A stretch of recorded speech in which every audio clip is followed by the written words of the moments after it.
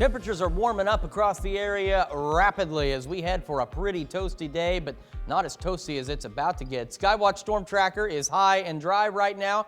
Only a few clouds out in eastern Missouri to talk about, and it's going to stay that way for a little while. Now, back in Joplin from our 7th and Rangeline camera, we've actually been watching this fire here, which just a few minutes ago was considerably larger in size. There was a large plume of smoke coming off of this thing.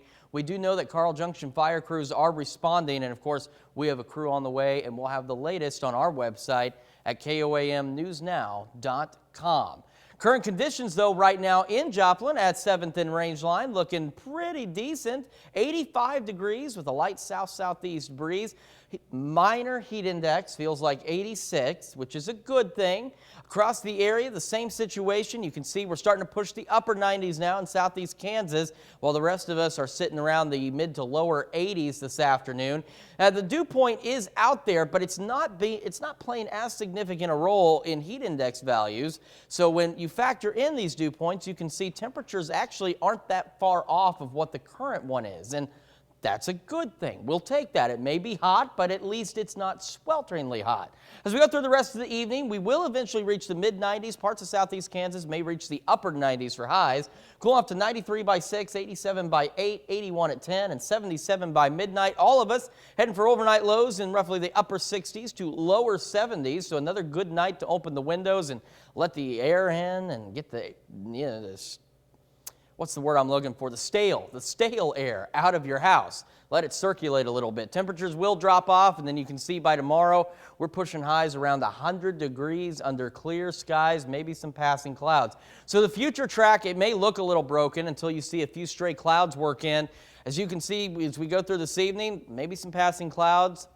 Outside of that, no precipitation or anything to talk about. And even on a slightly longer range look, you see a lot of the clouds really staying to our east. We get a few of those passing clouds as we head into tomorrow, but they don't stop the temperatures, that's for sure. It will still continue to heat up. In fact, in Joplin, temperatures will warm up quite nicely. We're looking at afternoon highs again close to 100 degrees with a light south breeze and partly cloudy to mostly clear skies throughout the region.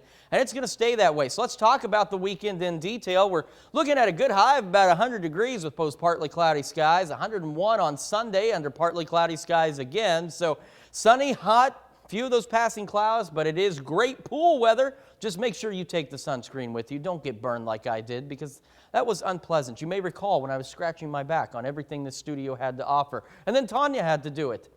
So just take the sunscreen with you. It's never a good thing.